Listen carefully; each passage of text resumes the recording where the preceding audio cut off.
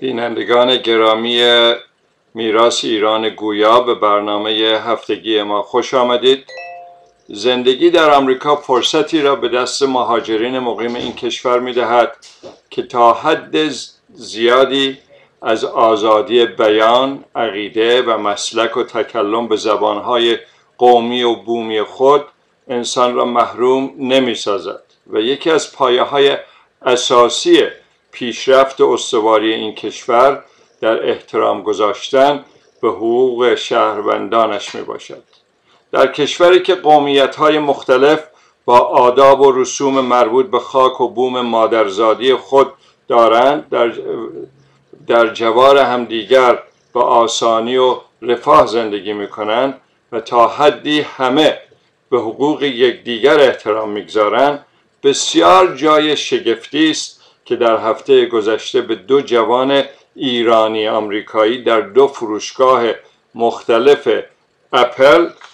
که برای خرید تلفن و یا کامپیوتر به آن دو فروشگاه مراجعه کرده بودند، به علت آنکه این دو جوان به زبان فارسی صحبت میکنند و ریشه ایرانی دارند، فروشندگان اپل از فروش کالاهای خود و آنان به عنوان اینکه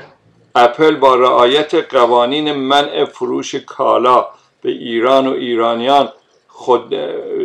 خودداری کرده و وقتی که با اعتراض و شکایت روبرو شدند که قوانین دولت آمریکا مربوط به داد و ستد با دولت ایران و نقل و حمل کالاها به ایران است، معالوصف اپل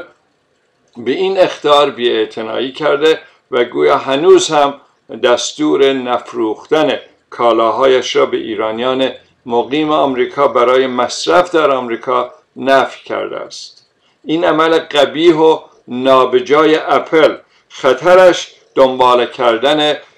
بقیه سازمان‌ها و دستگاه‌های تجاری و ملی و دولتی است و اگر ما ایرانیان مقیم آمریکا و یا هر کشور دیگری اقدامی جدی نکنیم، خدای ناکرده اگر جنگی و دشمنی‌های حادتری بین سران دولت‌های آمریکا و غرب و ایران درگیرد، همان بلایی به سر ما ایرانیان خواهد آمد که در زمان جنگ بین الملل اول و دوم به سر آلمانی‌ها و ژاپنی‌ها در این کشور شد. با داشتن سازمان‌های بسیار قوی و متنفذ، ایرانیانی پرقدرت و شرکت‌های نیز نظیر اپل و گوگل و اوراکل که در آنها مشغول به کار در مقام‌های بسیار بالا هستند و بانکدارانی که با موقعیت‌های بالا در حال کار هستند، بسیار بی‌انصافی است که ساکت بنشینیم و از حقوق حقی شهروندان ایرانی آمریکایی و به طور کلی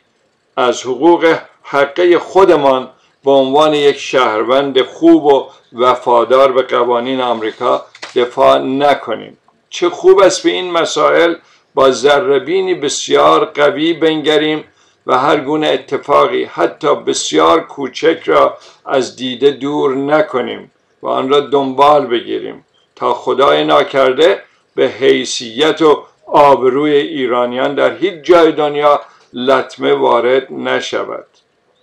و بایستی مکرراً به مردم و دولتمندان آمریکا و غرب بفهمانیم حساب دولت‌ها را از حساب مردم جدا کنند و به مردم خوب ایران و ایرانیان در سرتاسر جهان با دیده احترام بنگرند. روز خوبی را برای همه شما آرزو میکنم.